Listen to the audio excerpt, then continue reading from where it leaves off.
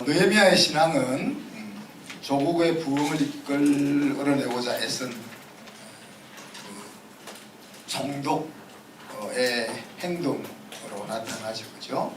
어떻게 보면 이런 지도자는 오늘날 모든 나라에 필요한 진정한 리더라, 그렇게 말할 수가 있을 겁니다. 할 수만 있다면 저와 여러분이 선 자리에서 이런 리더들이 다 될 수 있기를 축복합니다.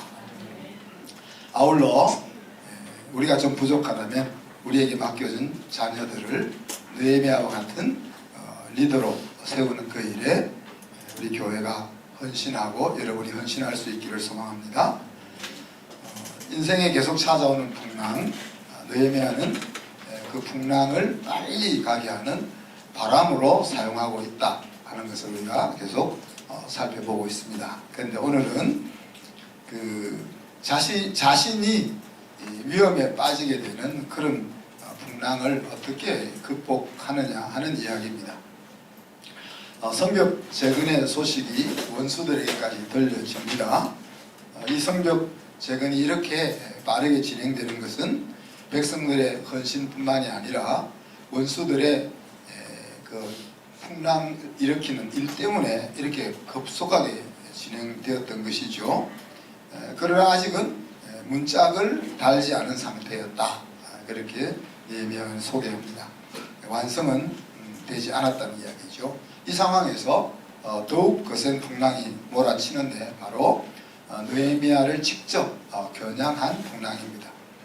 그래서 오늘 읽었던 이 6장 말씀 속에서 두 가지 영적 진리를 우리가 한번 생각해 보려고 합니다. 첫째는 일꾼이 움직이면 원수들도 움직인다는 이야기입니다. 문짝만 달면 성벽이 완공되는 시점 정도가 되면 원수들도 이제 그만 둘만 또 하잖아요. 그런데 그와 같은 상황에서도 집요하게 방해를 해오지요. 그 방해는 이제 2절에 보면 느헤미야를 어떻게 하면 제거해버릴까 하는 것으로 이어집니다. 그래서 느헤미야를 암살하려고 만나자고 합니다. 만나자고. 4절에 보니까 4번이나 느헤미야를 암살하기 위해서 밖으로 불러내었습니다. 그래도 느헤미야가 그 말을 귓등으로 듣자 5절에 가니까 5번째 시도는 봉하지 않은 편지를 보냅니다. 그럼 편지가 이렇게 풀로 붙여져 있지 않으면 어떻게 하고 싶죠? 뜯어보고 싶잖아요. 그리고 어떤 중요한 내용을 지금 전달하려고 하는 전령의 편지니까 얼마나 더 뜯어보고 싶겠어요. 그러니까 편지를 봉하지 않았다는 것은 뜯어보라는 이야기입니다. 뜯어본다는 말은 이 안에 있는 내용들이 온 백성들에게 알려진다는 이야기죠. 그 내용이 뭡니까? 6절 7절에 보면 저 먼 땅에서부터 예루살렘에 이르기까지 너희들이 모반하려고 한다는 소문이 있더라. 너희들이 바벨론을 모반해서 왕이 되려고 하는 그런 소문이 떠돌고 있다, 그렇게 이야기하죠. 그리고 7절에 가보면 만약에 우리가 유다 땅에 왕이 있다라고 선전하면 바벨론 왕이 들을 텐데, 그런 내용이 이 편지 속에 들려있는 겁니다. 협박이죠. 그죠? 협박. 자, 비록 바벨론 왕이 야, 넌 돌아가서 성벽을 재건해 라고 했지만 바벨론 왕의 마음속에 쟤들이 약간 행동이 이상해, 쟤들이 저렇게 성을 중건하고 나서 마음이 바뀌어서 우리에게 화살을 돌릴 수 있겠네 라는 생각이 들어오면은 완전 상황은 달라지겠죠. 이것은 뭐 3살 먹은 아이들도 생각할 수 있는 내용들입니다. 그러니 느헤미야 입장에서는 지금 얘들이 이 협박하고 있는 이 내용을 무시할 수가 없는 거예요. 이런 일이 백성들에게 들리고 바벨론 왕궁에까지 들려지게 될 터인데, 그렇게 될 때 과연 왕이 어떻게 나올까 하는 것들 때문에 이 원수들의 협상을 받지 않을 수가 없는 상황입니다. 더 나아가서는 오늘 읽지는 않았습니다만 10절로 14절에 보면 느헤미야의 신복들을 뇌물로 매수를 해가지고 거짓 충언을 하게 합니다. 적들이 쳐들어와서 당신을 지금 죽이려고 하니까 빨리 성소로 피신하셔야 합니다. 그렇게 이렇게 측근들을 통해서 심리적으로 두려움을 갖도록 부추기고 있죠. 그래서 제사장 외에는 들어갈 수 없는 성소로 피신하도록 충동질하고 있습니다.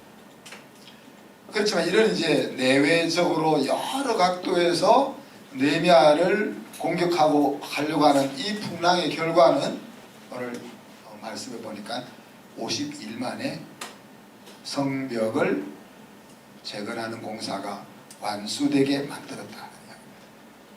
물론 하나님의 역사가 있었고 백성들의 헌신이 있었지만, 만약에 이 원수들이 이렇게 집요하고도 강하게 풍랑을 일으키지 않았으면 이렇게 큰 역사가 이렇게 빨리 이루어질 수 없었으리라 하는 것을 우리가 생각해 볼 수가 있는 겁니다.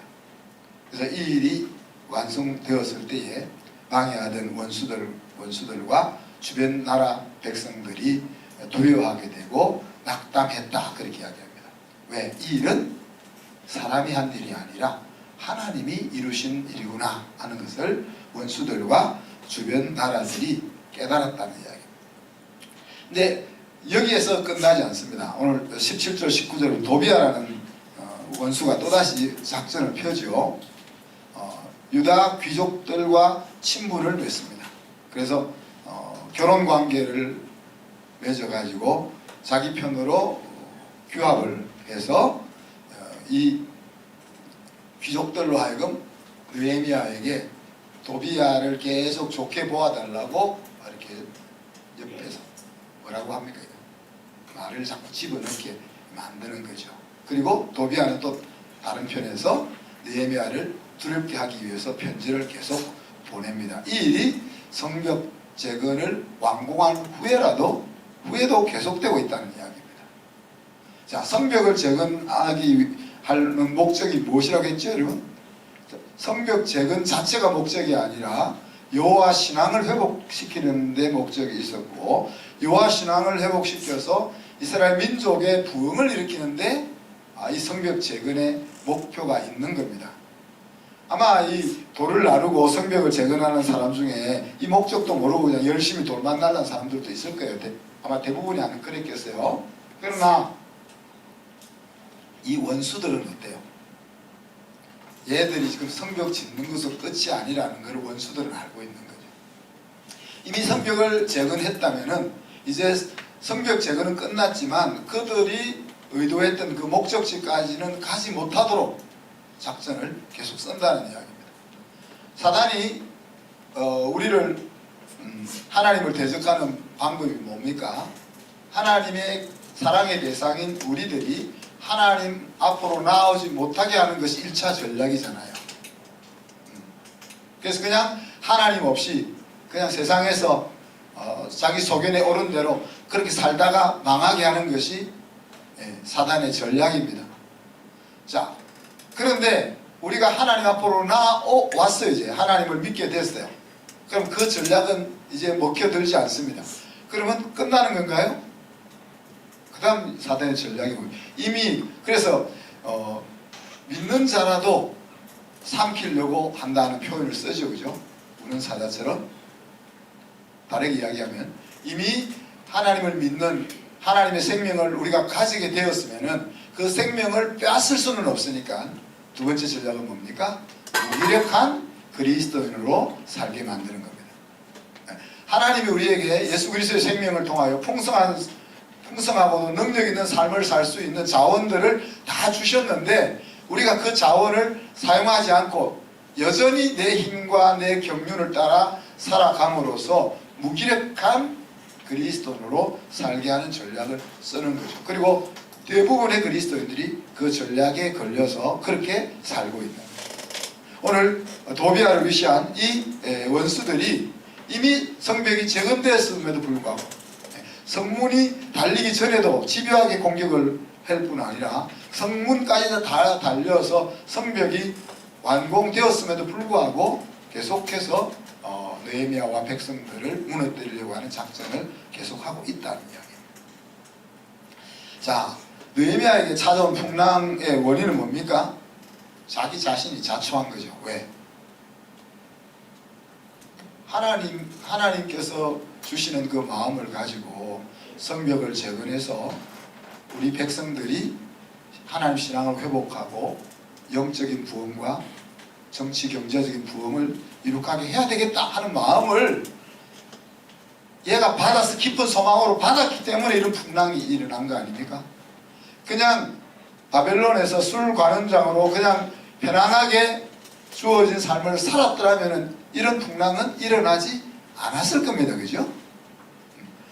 그렇기 때문에 이 풍랑이, 여러분에게 풍랑이 있다는 것은 나쁘게만 볼 것이 아니고 풍랑이 있다는 것은 내가 살아있다는 하나의 증거일 수도 있다는 이야기입니다.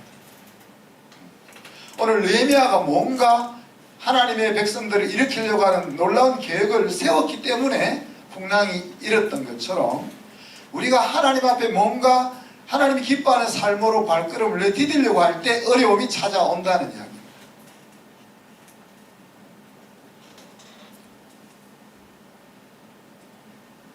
원수가 우리 인생을 공격하지 않고 가만히 놓아둘 정도로 우리가 살아서 되겠냐?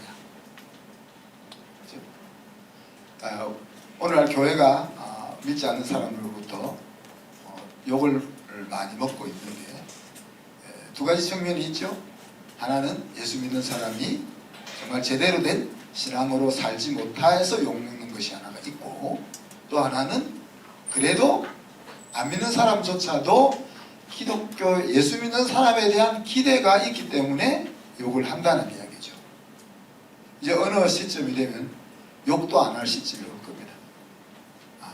우리를 칭송해서가 아니라 가만히 놓아두어도 한국 사회에 별반 영향을 주지 못할 교회로 전락하게 되면 사실 욕먹는 것보다 더 안타까운 현실을 우리가 맞이하게 되는 겁니다.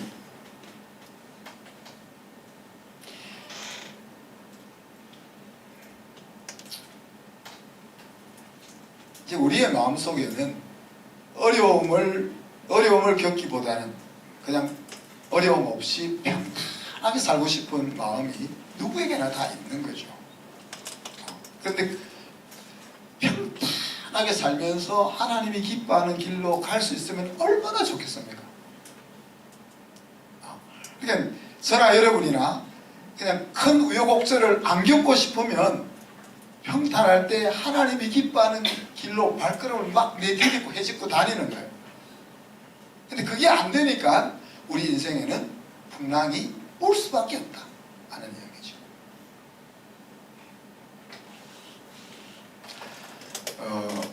미국이 지금 패권국으로서 많은 국민들이 풍요롭게 살잖아요. 그런데 1930년대 그때 뭐가 있었습니까? 미국에 대공황이 있었죠. 그 대공황 때 찍었던 사진들을 보니까 진짜 판자촌도 같지 않은, 요즘 아프리카의 난민촌 같은 그런 곳에서 살고 직장을 잃어버리고, 그러니까 미국 전역이 우리 이 나라가 다시 풍요롭게 되돌아갈 수 있을까 하는 것에 대한 소망이 사라진 그런 모습들이 1930년대 미국의 모습이더라고요. 그때 누가 대통령이 됩니까?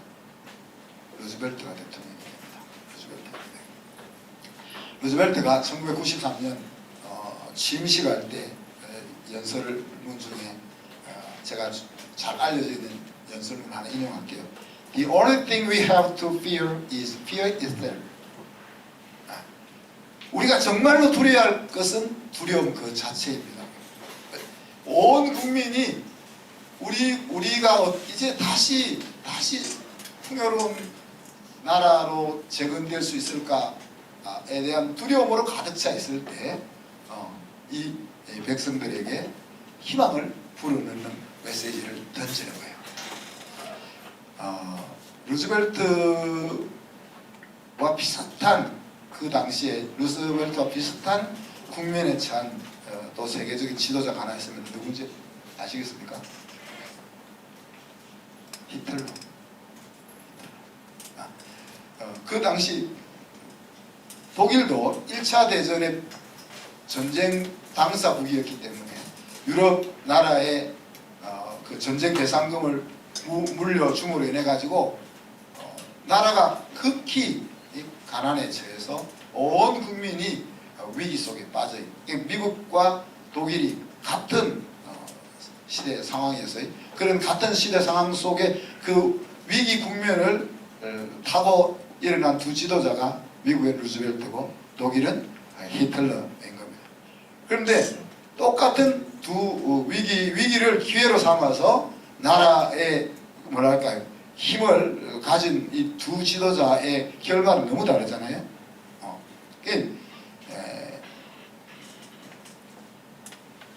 히틀러는 그 위기를 다른 하나의 타켓을 정해서 국민들로 하여금 그 타켓에 분노를 쏟아붓게 하는 정책으로 국민들을 이끌고 갔습니다. 유대인이고 이전 1차 대전을 패전으로 이끌었던 전 정부의 분노의 화살을 쏟아서 그 분노의 에너지를 가지고 나라를 일으키려고 했었거든요. 루즈벨트는 바로 루즈벨트 전에 대통령이 후보거든요. 여러분 후보 때문에 알잖아요. 후보. 그 후보가 정치를 잘못해가지고 이 대공황이 온 그런 면이 또 있거든요. 그렇지만 루즈벨트는 그 전 정권에 그 화살을 돌리는 것이 아니라 국민들에게 나라에 대한 희망과 신뢰를 불러일으키는 쪽으로 이렇게 풀어나감으로써 나라를 새롭게 하는 그 일들을 감당하는 거죠. 그런 것이 이제 이 두 동일한 상황 속에서 지도자가 어떤 방향으로 나가느냐에 따라서 나라가 어떻게 되는지를 우리에게 보여주는 국면이 있습니다. 물론 이제 뉴딜 정책을 여러분이 알다시피 시행해가지고 나름 효과를 보기는 했지만 그 뉴딜 정책 때문에 미국 경제가 새롭게 회복되지는 못했습니다. 그런데 새롭게 회복하게 된 극적인 계기가 있죠. 뭘까요? 일본이 진주만을 공격해 준 거죠. 어떻게 보면 진주만의 그에서 미드웨이호를 제외한 모든 배가 침몰하는 그 상황은 미국의 큰 아픔과 슬픔과 충격이었지만 그것으로 인해서 미국이 전쟁에 2차 대전에 참여하게 되고 2차 대전이 참여함으로써 나라 전체가 무기를 만들어내는 그 산업이 활성화되어 가지고 사실 뉴딜 정책보다 이 미국을 새롭게 회복시킨 요인은 2차 세계대전인 거죠. 뭐 비슷한 것은 우리 옆에 보기 싫은 나라 있잖아요. 망해서 2차 대전의 패전국으로서 망해서 일어설 수도 없는 그런 나라가 한국전쟁 때문에 급하게 일어나지 않았습니까? 뭐 2차 대전이 잘 일어났다는 것이 아니고, 그러니까 아무리 훌륭한 지도자가 나라를 살리려고 해도 그 시기와 때가 맞아 들어가지 않으면은 그 정책이 그렇게 큰 효력을 발휘할 수 없다는 것을 우리가 생각해 보게 되는 거죠. 우리가 인생을 살아가면서 아무 생각 없이 흘러가는 대로 살아서는 안 된다는 이야기입니다. 하나님이 나를 왜 이 세상에 보내셨을까? 하나님이 우리 가정을 통해서 어떤 것을 보고 싶으실까? 하나님께서 왜 굳이 한순교회를 이곳에 세우셨을까? 많은 학교들 가운데 왜 CSIS를 열게 하셨을까? 그런 것을 생각하지 않고 우리가 산다면 특별한 어려움이 없이 살 수도 있을 것입니다. 그러나 그런 비전과 깊은 소망을 생각하지 않고 살면은 결국은 주전자 안의 개구리가 미지근한 물 가운데서 나중에는 데어 죽는 것처럼 되고 마는 거죠. 이것이 소아시아에 있었던 라오디게아 교회의 모습입니다. 그냥 평안하다 주어진 그 풍족함에 젖어서 왜 내가 이곳에 있는지, 왜 있어야 하는지 깊은 소망 없이 살아가다 보면은 인생이 그렇게 망하는 곳으로 간다 하는 이야기입니다.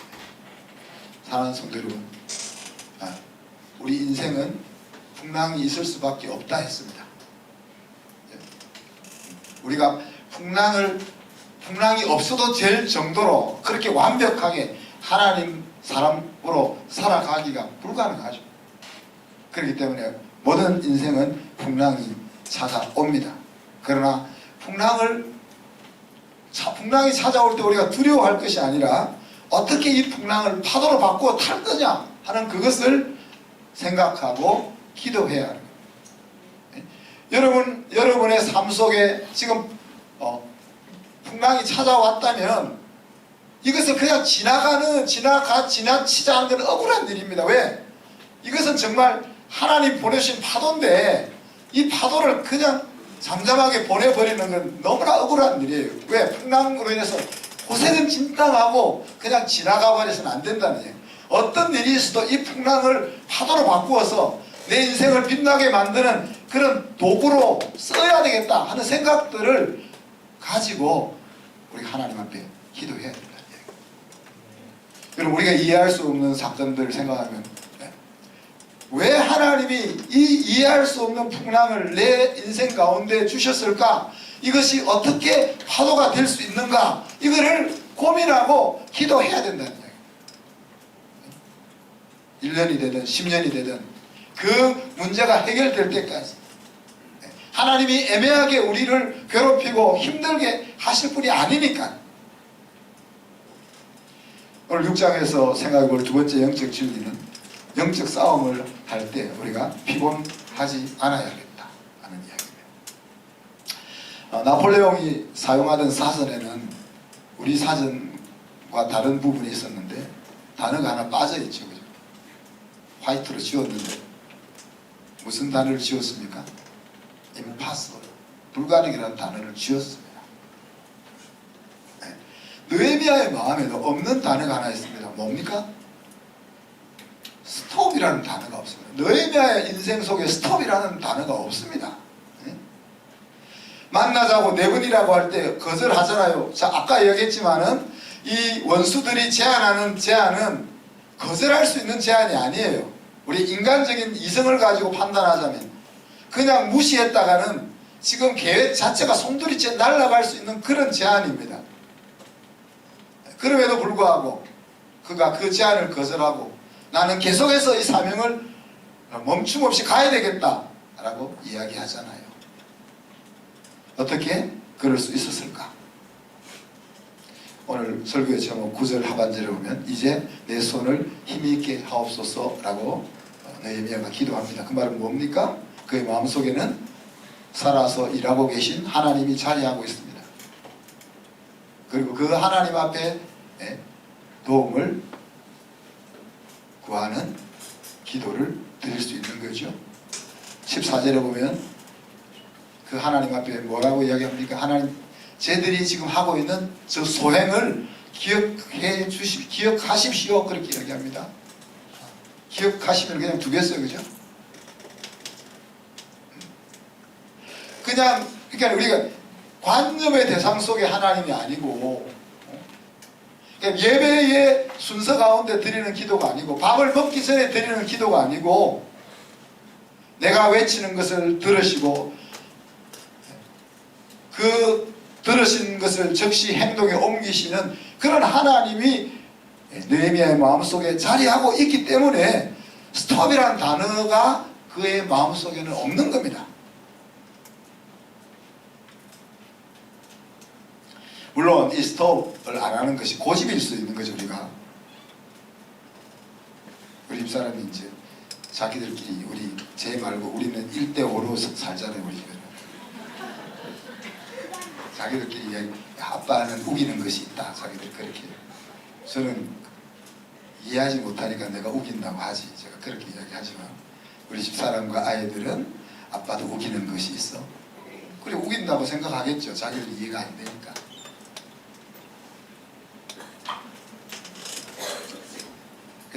그렇지만 또 우기는 게 없겠어요, 그죠? 우기는 것이 있겠죠 또. 그래서 내가 이렇게 never stop 하면서 갈 때 우리가 한번 짚어보긴 짚어봐야 되겠죠. 이것이 정말 우기는 거냐? 내가 고집 피우는 거냐? 아니면은 하나님이 주신 사명이기 때문에 never stop이냐? 한번 생각을 해봐야 되겠죠. 그죠? 동기를 점검해봐야 되겠죠. 그래서 정말 하나님께로부터 비전이고 깊은 소망이라면은 계속 never stop이 돼야 되는 거예요. 그죠? 순종해야 되는 겁니다. 그러나 또 혹시 내가 욕심에 의해서라든지 아니면 다른 사사로운 생각 때문에 지금 고집을 피우고 억지로 가려고 한다. 그런다면은 멈춰야죠. 멈춰. 그런데 우리가 이렇게 우리의 동기를 점검할 때 이것은 분명히 하나님으로부터 비전이고 사랑이야 라고 생각을 가질 때조차도 우리가 하나님을 제한할 수 있다는 생각을 여러분 해야 됩니다. 뭡니까? 이거를 너무 사용합니다. 우리의 머리를 너무 사용해서 하나님의 주신 생각에 싹부터 제거할 수가 있다는 거예요.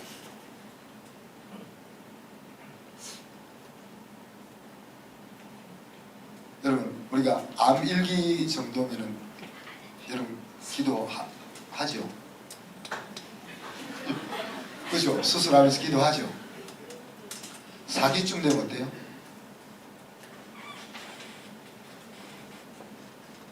일기 때 기도하는 것하고 사기 때 기도하는 거하고 다를걸요. 마음 자세가 다를걸요.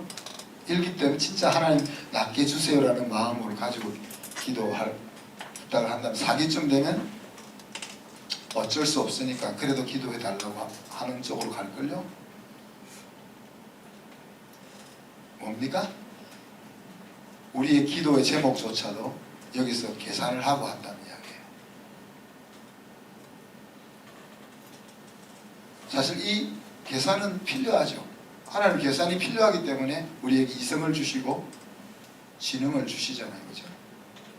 그래서 우리가 이성을 사용해서 합리적으로 생각하는 것은 필요합니다. 네? 또 그렇게 해야 되고요. 그러나 그 합리성이라는 것이 소원을 두고 행하시는 하나님의 일을 가로막게 해서는 안 돼요.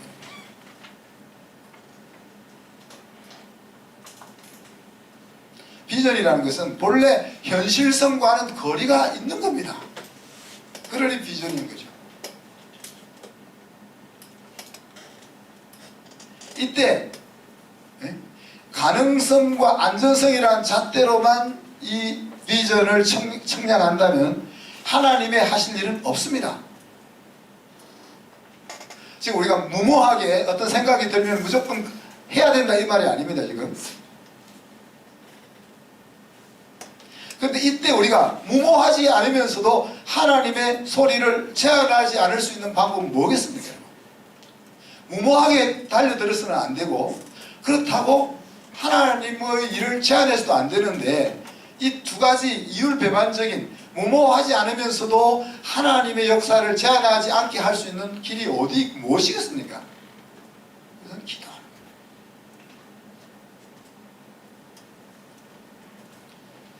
뭘 기도해요? 할까 말까를 기도하는 게 아니라 길을 열어달라고 기도합니다.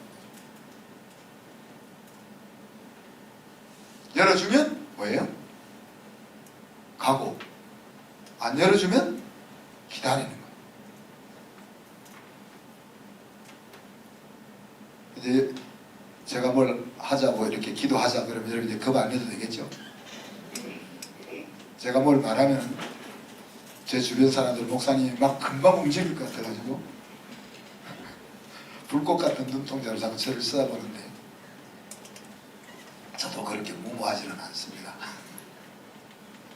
제가 적어도 5년 내지 10년의 재정 계획은 세우고 모든 걸 진행하거든요. 그냥 막 달려가고 있는 것 같지만은 5년 내지 10년 어떻게 될까 하는 것들 계획을 세우면서 간단 말이에요. 그러니 마음은 하나님 앞에 드려져야 되는 거예요. 그래서 하나님이 길을 열면은 내가 아무리 가고 싶어도 길이 안 열리면 어떻게 해요? 우리가 임시예배당 정축을 하기로 결정했는데 이제 6월달에 이제 방학하면은 공사를 해야 되잖아요. 근데 여러 사람의 의견을 들어보니까 임시예배당 짓는 것보다 그냥 본 예배당을 짓는 게 낫겠다 그런 생각이 들어서 우리 당회에서 그냥 임시예배당 짓지 말고 본 예배당 짓는 거로 가자 그렇게 결정을 했어요. 그러니까 6월달에 건축이 없습니다. 좋죠? 그래서 지금 기도는 12월달에 지금 본 예배당을 짓는 거 시작하려고 합니다. 근데 이제 여러분 헌금은 하나님 여러분을 위해서 그렇게 작전을 짜신 것 같아요. 본 예배당을 지으려면 예산이 30억이나 필요한데 그러면 헌금을 하라면 다 도망가 버릴 거고 임시 예배당은 우리가 1억 3천 정도만 필요하니까 그 정도로 우리가 힘을 합할 수 있다 이렇게 딱 하셔서 헌금을 다 하고 나서는 딱 계획을 바꿔버리니까 이제 이제 건축 헌금은 안 할 겁니다. 그러니까 염려하지 마시고 하나님이 어떻게 지어주실 텐데 그래서 그냥 기도하고 열어주면 예를 들어서 그래 12월 달에 이제 본 예배당을 착공합니다 했는데 그때 돈이 준비 안 되면 어떻게 돼요? 못하는 거지. 여러분 그렇지 않습니까? 우리가 계획을 하려고 다 세워놨는데 하나님이 길을 안 열어주면 기다려야죠. 근데 여러분 생각에 제가 돈이 없어도 막 공사를 시작할 것 같은데 그러시는 것 같은데 제가 그렇게 무모하지는 않으니까 염려하지 않으시고 이스라엘 나라를 잃어버린 지가 지금 140여 년이 지난 시점입니다. 포로되었던 백성들을 이끌고 돌아와서 자기 나라를 점령하고 있는 식민지 왕이 허락을 받아서 수도 예루살렘을 재건하는 일은 가능성이 0인 일입니다. 그렇죠? 느헤미야가 하나님이 그 마음속에 예루살렘 형편을 돌아보게 마음을 먹게 하시고 또 성벽을 재건해야 된다는 마음을 주셨을 때 이 합리성을 추구했더라면은 시작할 수 없는 일입니다.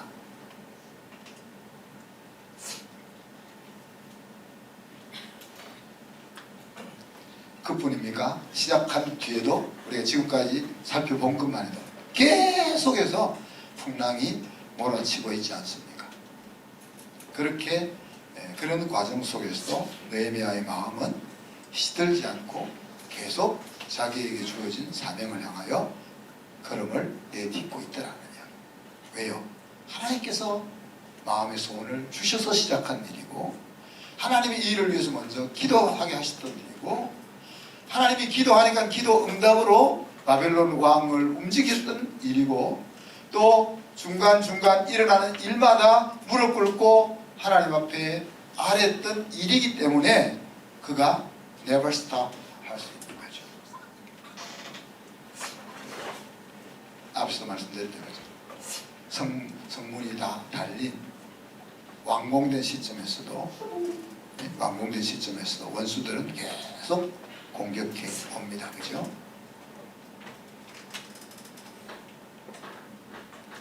갈라디아서 6장의 바울의 말처럼 우리가 선을 행하되 낙심하지 말지니 때가 이르면 거두리라 한 말씀을 우리가 기억해야 할 것입니다.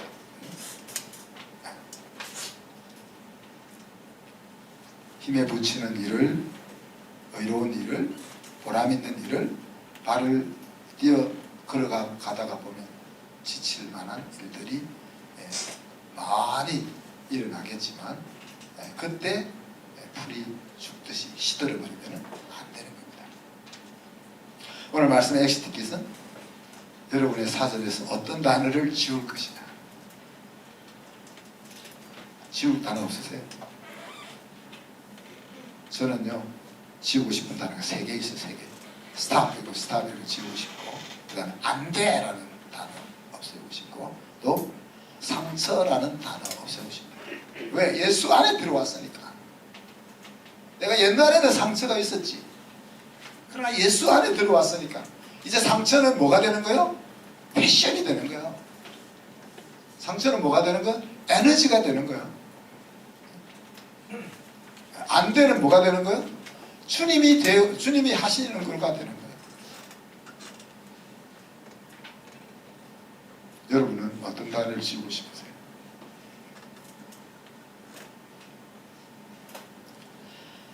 어, 24년 전에 제가 한 30년 전에 호주에서 돌아와서 제가 사표 내고 갔던 신반포 교회에 다시 갔습니다. 불러서 다시 가서 그곳에 가서 이제 교회를 짓는 일을 맡아서 했습니다. 교회를 짓는 과정 속에서 뭐 어려움들이 많았었는데 그 어려움들은 다 얘기할 건 없고 그 어려움 중에 하나가 이제 재정 문제였습니다. 근데 사실 신반포 교회는 재정에 대해서 걱정도 할 필요가 없는 교회인데 재정을 걱정하는 거죠. 이렇게 돈을 쌓아놓고 돈을 걱정하는 거예요. 참 걱정할 수 있는 능력이 대단한 거예요.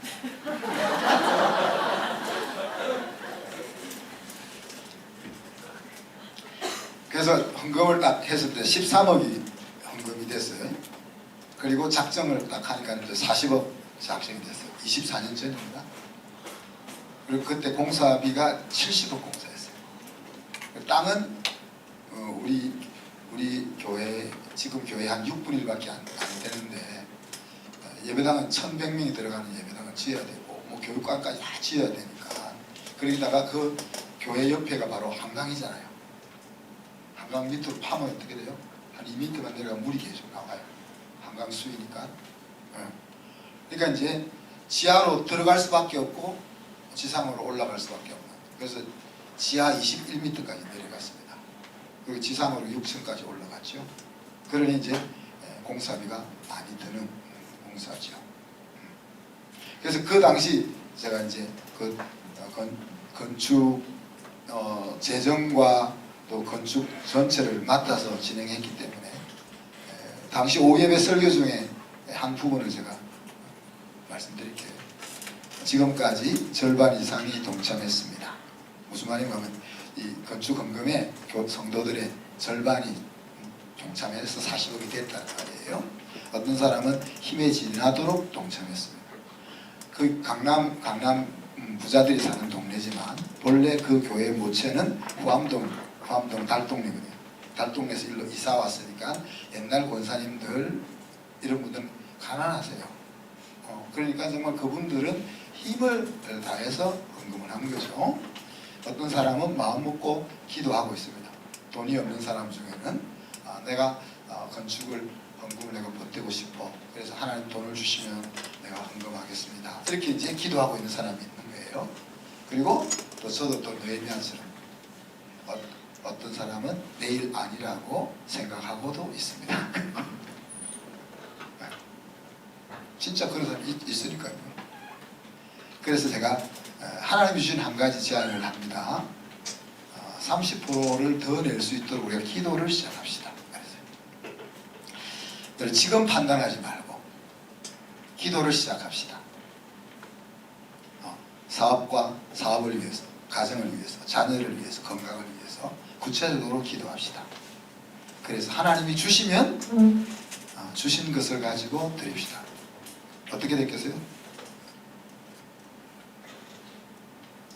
다 채워져 가지고 그 2년 뒤에 빚 없이 헌당을 했습니다.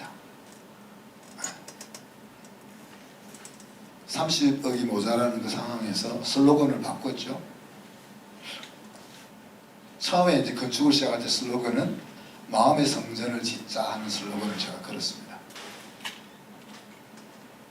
그러니까 사람들은 건축은 눈에 보니 건물이니까 그 건물에 포인트를 주지만 사실 이 건물을 우리가 지으려고 하는 이유는 이곳을 통해서 신앙을 더 북돋우자는 뜻이잖아요. 그래서 마음의 성전을 장로님들, 집사님들이 마음의 성경을 짓지 않은 것이 무슨 뜻인지 제대로 알았겠어요? 네. 총기 있는 여러분이나 좀 이해가 되지. 근데 한 몇 달 지나니까 이 장로님들이 기도하는데 대배 우리 주일 예배 때나 수요 예배 때 기도하는데 자기들이 하나님 마음의 성전을 짓기 이 기도를 하는 거야. 자기들이 무슨 뜻인지 알고는 하시는지 모르지만 하여튼. 그리고 이때 이제 슬로건을 제가 바꿨습니다. 입당이 아니라 헌당. 입당은 빚이 있는 상태에서 예배당으로 들어가는 거고, 헌당은 빚 없이 하나님 앞에 드리는 겁니다. 그죠? 그래서 그 슬로건이 굉장히 좀 중요한 것 같아요. 그 슬로건대로 되더라고요. 그리고 건축을 예배당을 다 짓고 나서는 그 사당동에 돌 파는 공장에 가서 옆으로 누워있는 이쁜 돌을 하나 사다가 그 돌에다가 내 집은 만민이 기도하는 집이라 새겨놓았습니다. 지금도 새겨져 있습니다. 머릿돌에 새겨놨죠. 이 슬로건이 성취된다는 것은 뭘 의미합니까? 하나님의 은혜가 성도들에게 임했다는 거죠. 하나님의 축복이 성도들에게 임했다는 거죠. 성도들은 하나님 앞에 헌신하고 순종했다는 것을 의미하는 거죠. 그래서 한순교회가 생깁니다. 그렇게 그 교회를 다 짓고 나서 하나님은 이해할 수 없는 분이 늙은 저에게 교회를 개척하라 라는 마음을 주셔서 50년 동안 그 부자 교회가 개척한 교회가 하나도 없었는데 제가 우리 신박보교회 50주년 기념으로 한순교회를 이곳에 개척을 하게 된 겁니다. 다른 성도들은 우리가 해야 될 일이 뭡니까? 우리 교회는 하나님이 기뻐하시고 성도가 행복한 교회를 생각합니다. 하나님이 기뻐하신다는 말은 우리가 세상에서 어떤 직책에 있든지 그 세상의 위치, 포지션이 목소리의 크기를 좌우하는 것이 아니고 하나님의 말씀이 교회를 이끌어가는 God-driven church를 의미합니다. 그 성도가 행복한 교회는 어떤 것을 의미합니까? 복음이 능력이 되어서 우리 앞에 수많은 풍랑과 어려움들이 밀려오겠지만 그러나 그 복음의 능력 때문에 우리의 인생은 행복하다고 말할 수 있는 교회를 생각한다는 말이에요. 이러한 교회를 세우는데 내 몫은 뭘까? 이것이 저와 여러분이 생각해야 될 겁니다. 하나님을 경외하고 하나님이 기뻐하는 가정을 어떻게 갖고 갈 것인가? 이것이 한순교회에 속해 있는 여러분들이 생각하고 기도해야 될 제목입니다. 내 인생을 그냥 되는 대로 사는 것이 아니라 깊은 소망을 갖고 어떻게 살 것인가? 이런 것들이 우리가 생각하고 기도해야 될 제목인 것입니다. 하나님이 언제까지요? 하나님의 응답이 올 때까지 오면 움직이는 것. 오늘 느헤미야의 기도를 우리가 기억합시다. 이제 내 손을 힘있게 하옵소서. 기도하겠습니다. 하나님 사랑과 은혜를 감사합니다. 풍랑으로 인하여 힘든 상황을 맞이하지만 그 풍랑으로 인하여 더 빨리 사명을 완수하는 느헤미야의 모습을 보면서 우리가 우리 자녀들의 영적 권위자로서 또 우리 믿지 않는 백성들의 파수꾼으로서 오늘 느헤미야를 배우게 하시고 느헤미야 같은 지도자가 이 교회와 또 이 나라를 이끌어갈 수 있도록 기도하는 저희들이 되게 하여 주옵소서. 우리 마음속에 신앙으로 인하여 없어져야 될 단어들을 지울 줄 알게 하시고 주의 성령으로 능력으로 하나님의 자녀답게 살 수 있는 한순 성도들 되게 하여 주옵소서. 감사드리며 예수 그리스도 이름으로 기도하옵나이다. 아멘.